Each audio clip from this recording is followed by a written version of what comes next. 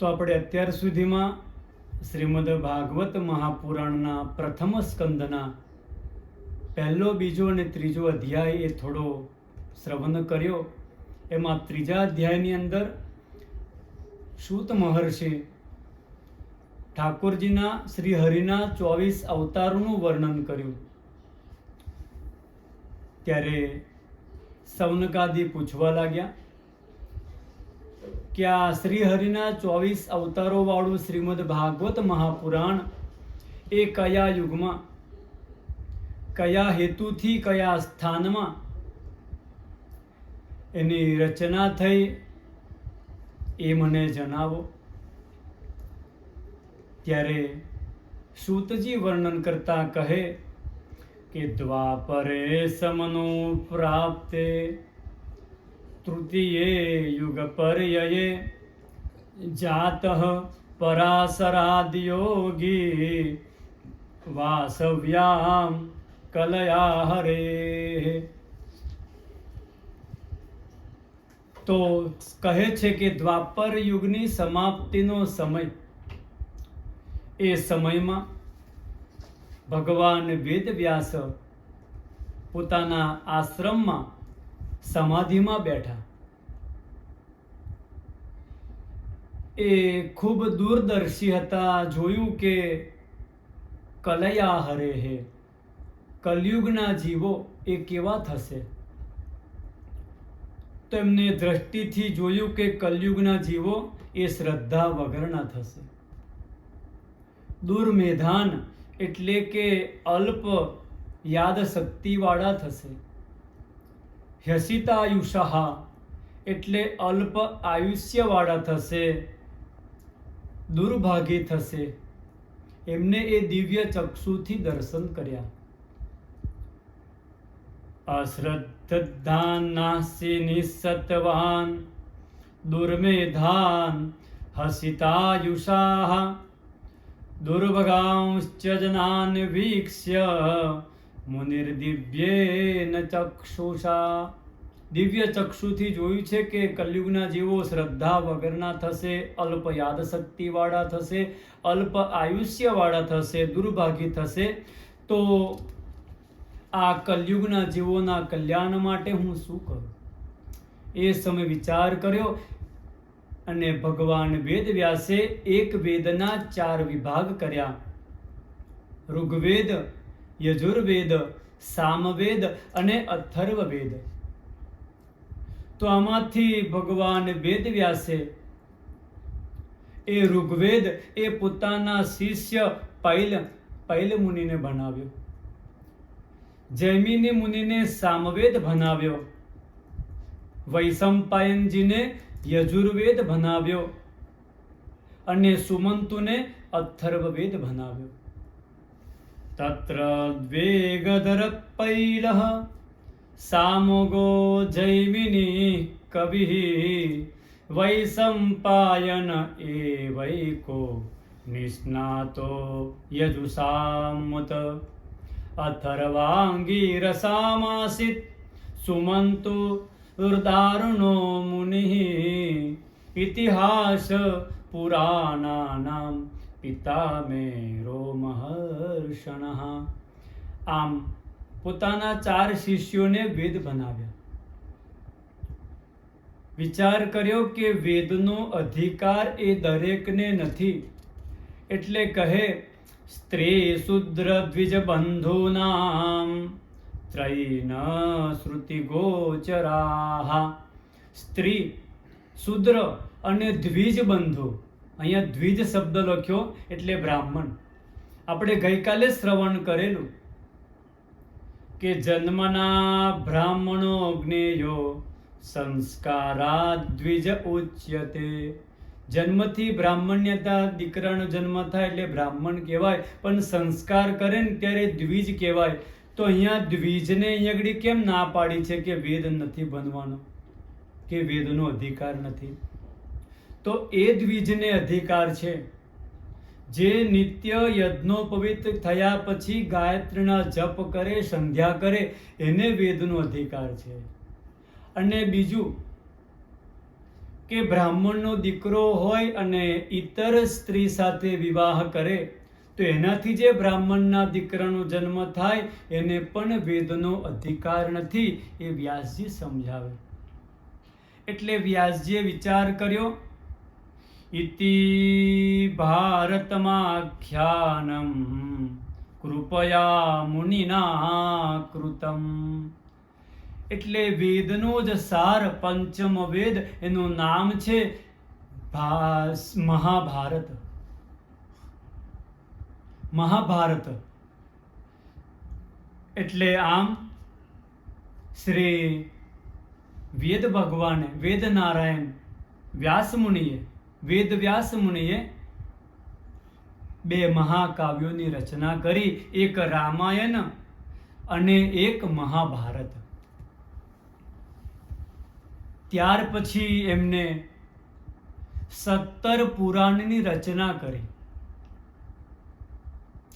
આવા ઉત્તમ પુરાણો, મહાકાવ્યો, વેદોના વિભાગ કર્યા.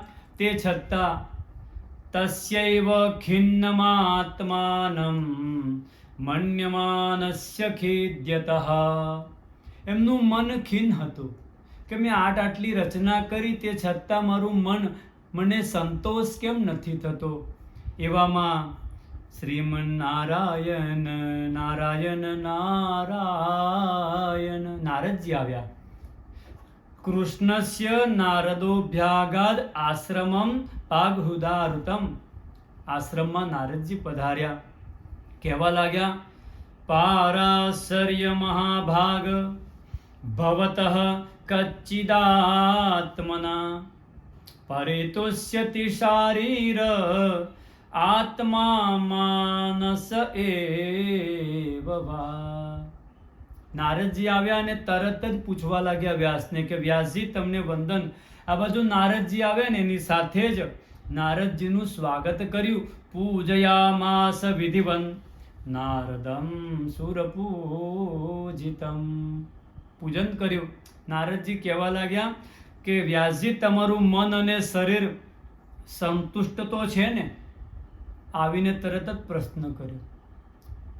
એટલે કહેવા લાગ્યા વ્યાસજી કે ભાઈ મેં આ વેદના વિભાગો કર્યા, બે મહાકાવ્યોની રચના કરી અને 17 પુરાણના મેં રચના કરી, પણ મારું મન ખિન્ન છે, મને સંતોષ નથી.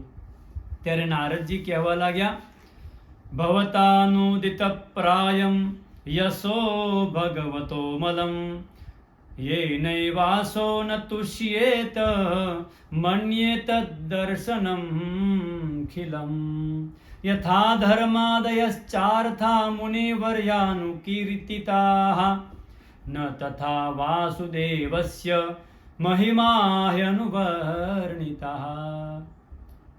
નારદજી કહેવા લાગ્યા કે તમે ભલે આ વેદ પુરાણો બધું કર્યું, પણ તમે શ્રી વાસુદેવ કૃષ્ણ ભગવાનની મહિમાનું નિરૂપણ એ કર્યું નથી અને ભગવાનના નિર્મલ યશનું ગાન પણ તમે કર્યું નથી. ભલે આટલા પુરાણો અને તમે મહાકાવ્યો રચ્યા, પણ એમાં વિધિ નિષેધ એ બતાવ્યું તમે કે આ કરો, આ ન કરો.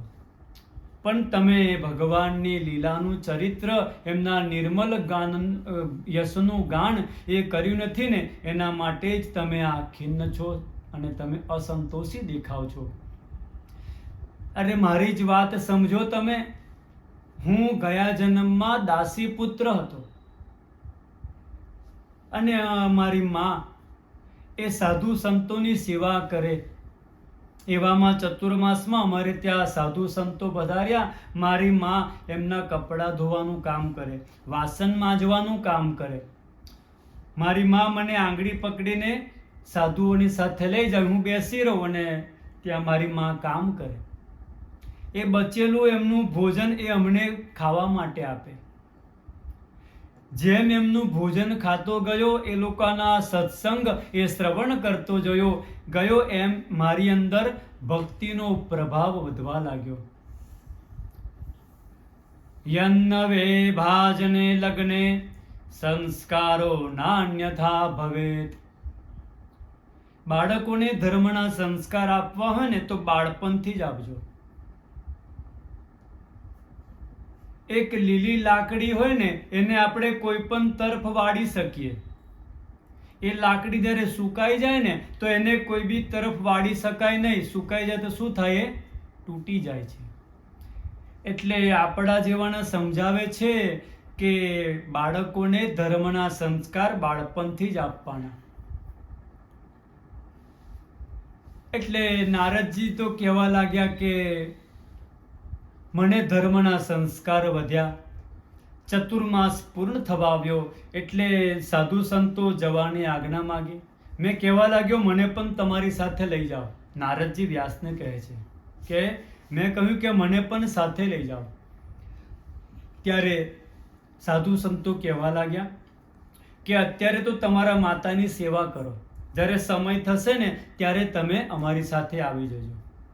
નારદજી જીદ કરી કે ના મારે તો આવવું જ છે. ત્યારે આ સાધુ સંતોએ ઉત્તમ મંત્ર આપ્યો કે લો આ મંત્રનો જપ કરતા રહેજો, માતાની સેવા કરજો. શું સમજાવે છે આપણને પુરાણ? કહે છે કે સંત સંપત્તિ આપીને સુખી કરે ને એ સંત નથી. આપણા મનને સુધારે, આપણા સ્વભાવને સુધારે, આપણામાં ભક્તિનો વધારો કરે એનું નામ સંત.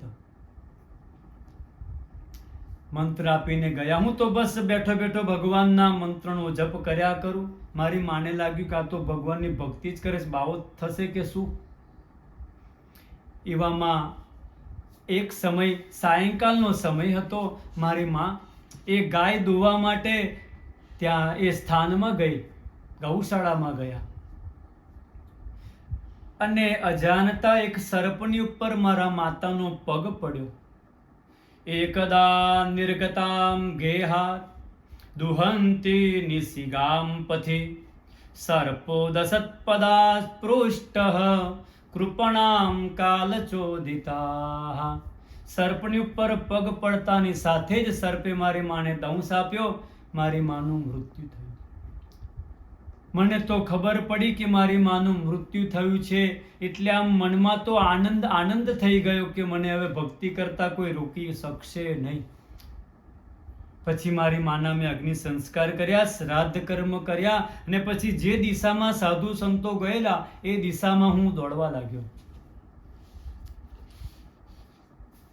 એ દિશામાં હું દોડવા લાગ્યો.